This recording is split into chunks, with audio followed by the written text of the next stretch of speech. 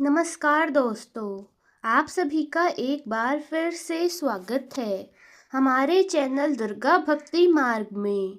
आज मैं आप सभी को सुनाऊंगी वैभव लक्ष्मी की व्रत कथा। एक समय की बात है, किसी नगर में एक विमला नाम की स्त्री रहती थी। वह बड़ी ही शील और संस्कारी थी और लक्ष्मी माता की सच्ची भक्त थी।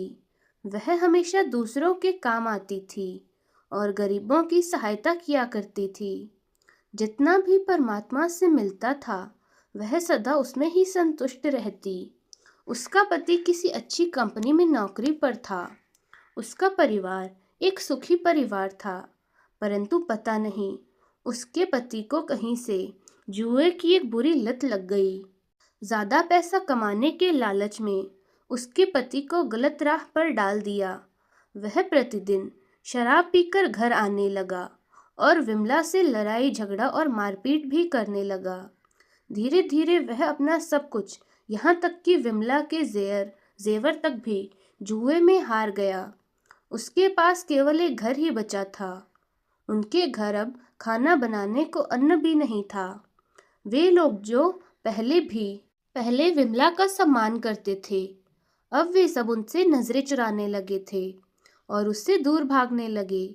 ऐसे में विमला खुद को अकेला महसूस करने लगी। अपने अच्छे दिनों में वह मंदिर जाया करती थी, परंतु अब उसने मंदिर जाना भी छोड़ दिया और घर में रहकर ही मिलते हुए लक्ष्मी माता की पूजा किया करती थी।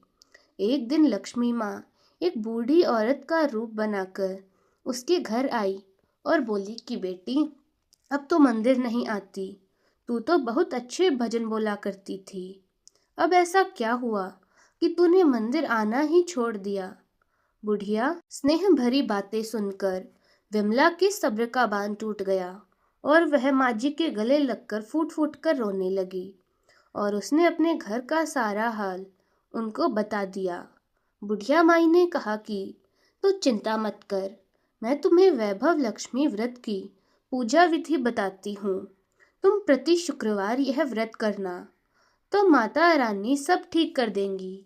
विमला ने उत्सुकतावश वैभव लक्ष्मी व्रत की सारी विधि माँ जी से समझ ली और आंखें बंद करके व्रत का संकल्प किया। जब उसने आंखें खोली तो सामने वो बुढ़िया माई नहीं थी। वह समझ गई कि वे स्वयं माता महालक्ष्मी थी। उस रात विमला प्रसन्न मन से सोई। अगले दिन शुक्रवार का दिन था। विमला सुबह जल्दी उठकर नहा धोकर स्वच्छ वस्त्र पहने माँ जी की बताई हुई विधि से व्रत करती है। उसने वैभव लक्ष्मी की कथा कही और भोग लगाया। शाम को उसका पति घर वापस आया तो उसने अपने पति को माँ वैभव लक्ष्मी का प्रसाद दिया। प्रसाद ग्रहण करते ही उसके पति के स्वभाव में कुछ बदलाव आया। उस दिन उसने विमला के साथ कोई मारपीट नहीं की और ना ही उसके साथ लड़ाई झगड़ा किया। वह शांति से खाना खाकर सो गया। यह देखकर विमला का विश्वास और पक्का हो गया। इस तरह उसने 21 शुक्रवार पूरे किए। 21वें शुक्रवार को उद्यापन किया और 7 सुहागनों को भोजन कराया। अपने वैभव लक्ष्मी व्रत की एक पुस्तक भी दान में दी। अब तक उसका पति पूरी तरह से ठीक हो चुका था। वह पहले की तरह मेहनत करने लगा और धीरे धीरे उसने विमला के गिरवी रखे हुए जेवर भी छुड़वा लिए। अब पहले की तरह घर में सुख शांति छा गई। विमला ने मन ही मन माँ वैभव लक्ष्मी को धन्यवाद दिया। बोलिए माँ वैभव लक्ष्मी की जय हो। तो दोस्तों, कैसी लगी आपको हमारी आज की यह कथा? कमेंट्स में ज़रूर बताएं। धन्यवाद।